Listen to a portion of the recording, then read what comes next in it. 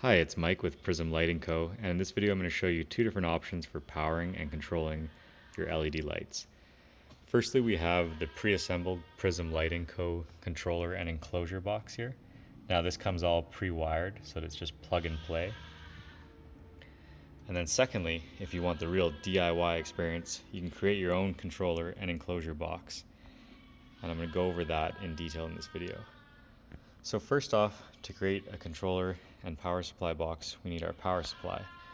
This converts your house's 120 volt AC electricity into 24 volt DC electricity.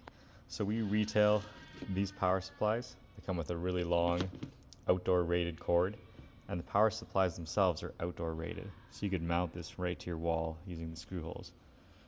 This then goes into this weatherproof enclosure here, and the positive of the DC power supply goes through a fuse first, and then it goes into the controller.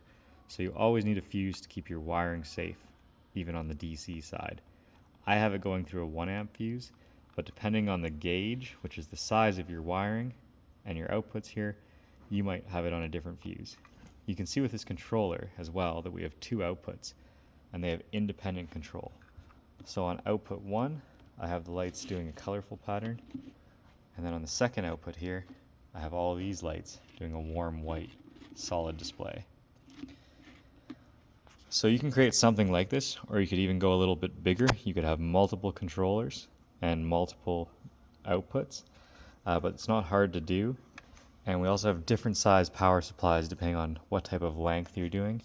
And if you have a more complicated setup involving power injection, we can help you set that up as well. But there's two options for you.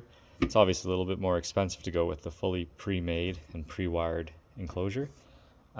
Takes a little bit longer to make your own, but you get that DIY sense of accomplishment, and you have a little bit more control over your wiring and how you've done it. So if you have any questions, let us know. We're happy to make videos to help you out. We want you to be successful with doing it yourself and lighting up your home.